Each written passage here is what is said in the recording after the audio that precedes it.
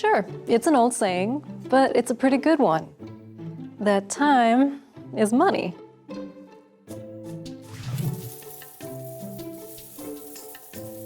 But when we flip that over,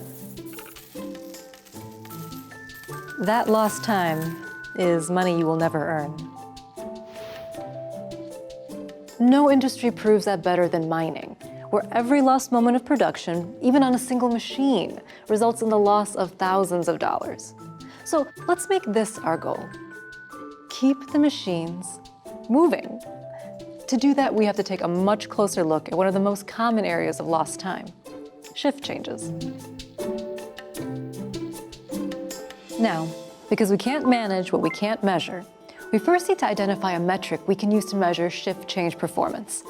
At Caterpillar, we like to use first and last hour tons, as in how many tons we produce in the last hour of a shift and how many we produce in the first hour of the next. These are first and last hour shift change results from one of our customers, and they're quite similar to what we see in other mines all over the world. Oh, and these are 12-hour shifts, by the way.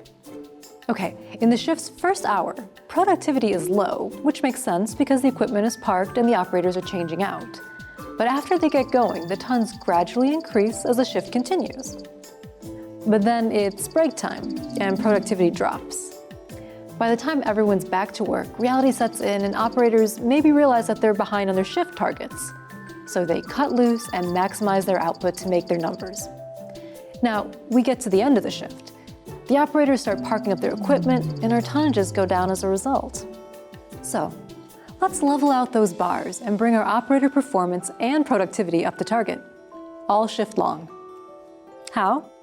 We're going to use Fleet, one of our Cat MineStar products. Let's go.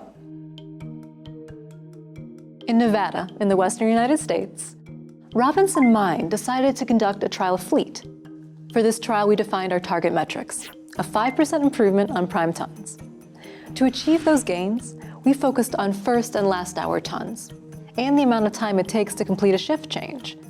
We also went through change management and training, and we leveraged Fleet's shift change module to make all of this possible. Okay, so here are the results. Our customers saw massive improvements in first and last hour tons. They also experienced an almost 25% reduction in the amount of time they spent on their shift changes. Best of all, the customer received an almost 10% improvement in prime tons, all through shift change management with Cat MineStar technologies and services. Another powerful MineStar solution is Cat Terrain. Among other things, Cat Terrain enables you to track and measure shift change delays, which is a required measurement for optimization. But what if we could get rid of shift changes altogether? It really is possible. Cat Command for Hauling provides fully autonomous haul trucks, and no truck operators means no shift changes. And first and last hour tons are converted into an even more productive metric, every hour tons. Okay, let's take a moment to walk through a few other ways we can improve shift changes. Let's imagine we have one shovel loading 6 haul trucks. Now, let's say all 6 trucks have to come back to a park-up location at shift change to swap out operators. That's pretty common, right? And then when the shift begins, all 6 trucks head straight for the shovel. If it takes 2 minutes to load the first truck, and then a minute or so of exchange time, that's 3 minutes to cycle 1 truck, times 6 trucks. That's roughly 18 minutes to get all 6 trucks loaded and on their way. Let's say it's a 30-minute haul to the stockpile and back. That leaves our shovel sitting idle for 12 minutes until the first truck returns. If lost time is just another name for lost money, your shovel is losing money 12 minutes at a time. Sure, the trucks will eventually spread out, and that's when you'll see your prime shift performance. But in this first hour, not so much. The secret ingredient, then, that keeps production up, all shift long, is separation in the cycle. So what can we do to improve shift change to maintain separation? Instead of sending our trucks to one park spot, let's park them closer to where they are at shift's end. So let's start by adding new tie-down locations. Here, here, and here. Of course, we'll need change management to get people accustomed to it. But now we'll send a bus to pick up our operators.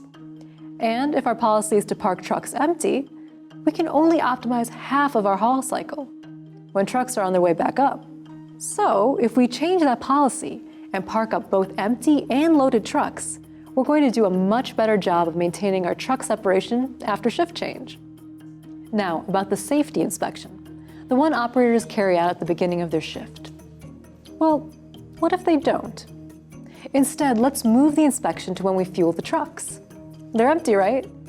So that's a great time to do the inspection, which allows us to park loaded for shift changes and maintain truck separation. Okay, one more thought. What if your operation has 4 shovels, or 6, or even 12? These changes would still impact your operation, but with even bigger productivity improvements and cost reductions. The more trucks and shovels you have, the more flexibility you have with Fleet to maintain separation, because Fleet ensures all your trucks and shovels are balanced every time, even if it means automatically shifting a truck to another shovel. Because every hour your equipment is working, every moment your material is moving, and every second your costs continue to go down, that time is money.